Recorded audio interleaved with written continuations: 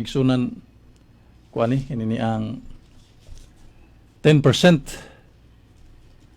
nga alang kini sa mga Hudiyo nga ihatag gayud ang ikapu, no? Matod pa dinhi sa Malakias kapitulo 3 bersikulo 10, dad-a ang tibuok nga ikapulo ngadto sa templo aron adunay pagkaon didto. Sulayi ako og makita ninyo nga ablihan ko ang mga bintana sa langit ug ibubo ko kaninyo sa madagayaon gayod ang mga panalangin. So, sa to pa kining pag-abli sa tuang kamot aron sa paghatag, malipay ang Ginoo. Malipay ang Dios nga kita muhatag. Ingon nga offering, no? Pero kinahanglan ba yun ang 10%, kining tithings mga kaigsunan, no? Mao ni pangutana. Kinahanglan ba yun nga 10% og dili 10% imong gikawatan ang Ginoo? Bueno, timan nato nga kining maong gitawag og tithes, gismos, 10%, usa kini kablaod sa mga Hudiyo alang sa mga Israelitas, no? Sa mga Hudiyo diin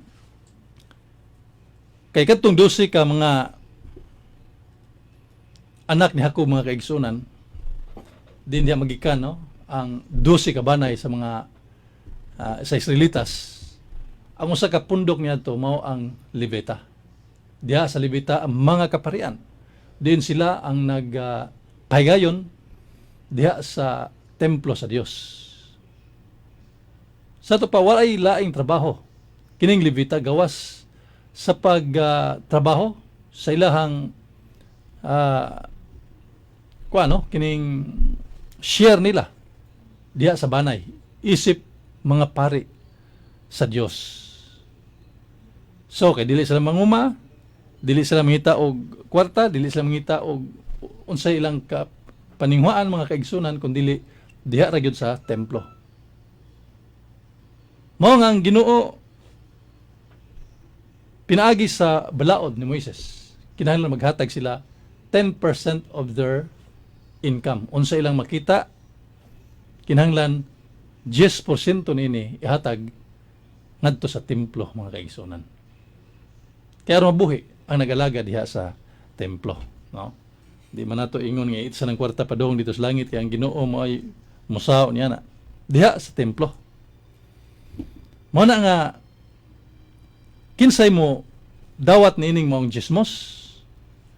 Ang mudawat sa gismos, ang mudawat sa 10% nga gikan sa mga katawhan, matud pa sa Números kapitulo 10 bersikulo 38 mga kaigsunan ug sa Números 18:28 adto ihatag sa pari. Kinsa di mo dawat nini? Pari. Lahi naman din sa to ang panahon karon mga kaigsunan kay mudawat sa 10%, mao ra ba nilang gipagkadag aning 10%? With due respect sa atong mga kaigsunan, no? Ang mudawat dili pari. Ang pastor may mudawat mga kaigsunan. Which is sukwahi gyapon og ilang i-follow, no? Ang naisuwat diha sa balaang kasulatan. Well, kung mohatag tawag 10%, kinsay mo dawat nini mga kaigsunan? Ang pari sa Dios. Sumala diha sa nasulat sa Nehemias kapitulo 10:38 ug sa Números 18:28. Unya muhatag ta nining 10% or gismos, dili magbagot-bot. Kun dili muhatag kita sa kinasingkasing kayod. Dili pinugos matud pa ni San Pablo sa Roma 12:8. Pero kining 10% mga kaigsunan, klaro, no? If you have your income in 1 month, shall we say 10,000 for the sake of competition. Pila may 10% of 10,000? That is 1,000 pesos. So, from that income that you have to take it 10% or 1,000 pesos to be given to the church. Adto sa pare. Pero dinhi na sa kabag-uhan mga kaigsoon, panahon sa atong Ginoong Kristo, dili gismos, dili 10%, dili tithes, no? Unsa man ang pamaagi sa atong Ginoong Kristo, San Pablo nagsulti, nagisgot niini mga kaigsunan, nga ang ihatag alang sa simbahan mao gayud ang gikan sa imong kasing-kasing, dili magbagot-bot. Kung magbagot-bot ka mahatag og 10%, kadako bago na 10,000 1,000 pesos ang ihatag, wala ko'y nabilin ani. Bagot-bot lang ka, kinihatag ka ng 10%, dili maayo mga kaigsunan. Kay lagi matud pa ni San Pablo sa Roma 12:8, ang muhatag sa kinasing-kasing dili pinugos, dili magbagot-bot. Not compulsory, nor mandatory, or obligatory. Kay muhatag kita mga kaigsunan sumala sa ikalipay sa atong tagsa-tagsa kasing-kasing. Kay mao man na ang gusto sa Ginoo mga kaigsunan. Matod pa ni San Pablo diha sa 2 Corinto kapitulo 9 bersikulo 7. Atong basahon mga kaigsunan. Gingon, busa kinahanglan nga maghatag ang matag usa sumala sa iyang gusto, ug dili magsubo o maghunahuna nga gipugos siya kay ang Dios nahigugma sa malipayong naghatag. Ano ang nakasulat mga kaigsunan. Tawag ni nato sa atong simbahan og love offering. Okay? So, kining love offering mao kini ang gisugo sa atong Ginoong Kristo. Ang paghatag sumala gyud diha sa imong kasing-kasing mga kaigsunan. Unya adto'y hatag sa simbahan. Kay ang atong simbahan mga kaigsunan perti kayod no ang gitabangan niini. Dili man na ingon nga adto sa bulsa sa pari kanang atong gihalad ngadto sa simbahan. Dili kana mapunta ngadto sa panudlanan sa personal sa pari mga kaigsunan, kundili matud pa sa atong simbahan. Una, ang mga kwartang matigom niini alang of course sa simbahan, no? Na may daghang mga bayronon sa simbahan, like for example electric bill, water bill. Nya of course ang nagdumala usab sa simbahan ang pari kay dili man na buko-buko ra tanan, ang pari aduna may tiyan. So alang sa simbahan una, no? Ikaduha, ang simbahan nga Katoliko mga kaigsunan adunay daghan nga mga gipa mga eskwelahan alang sa mga kabos. Mga eskwelahan alang sa mga kabataan nga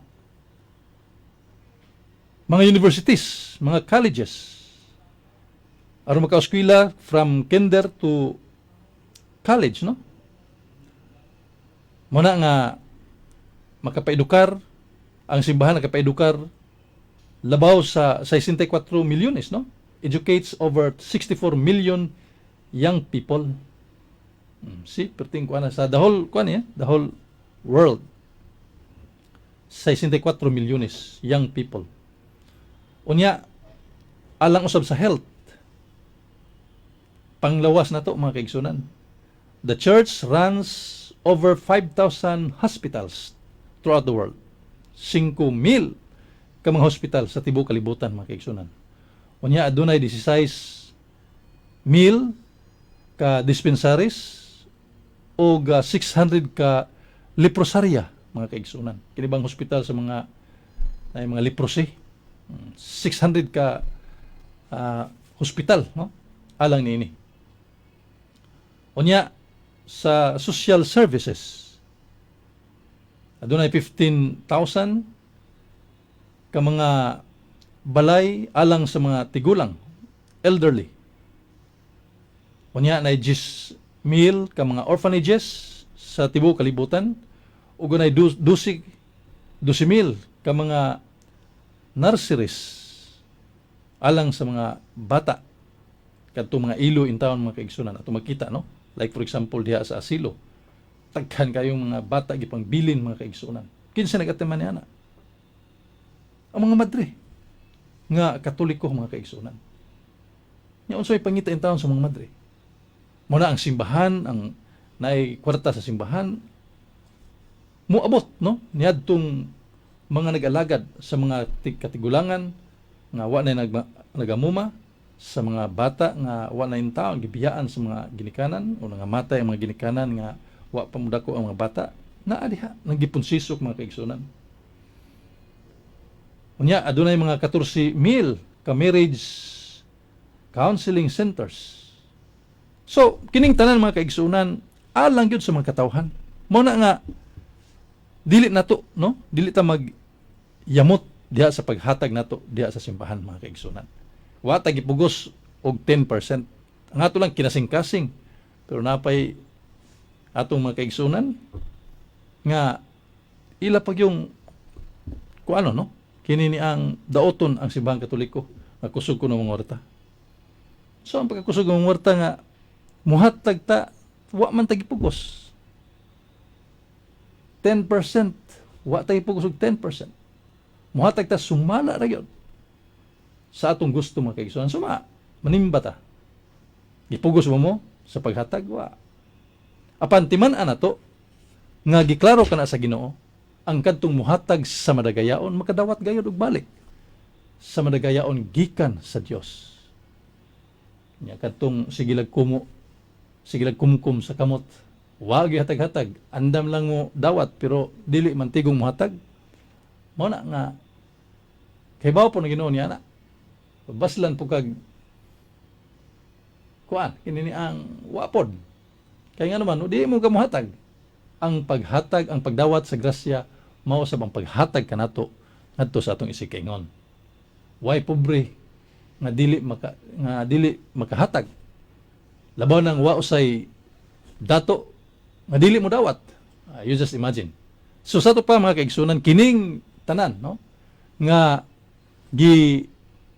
hisgutan ni San Pablo usa kini ka makatabang kanato ug usa kini ka pag himo isip ato ang works of mercies mga kaigsunan.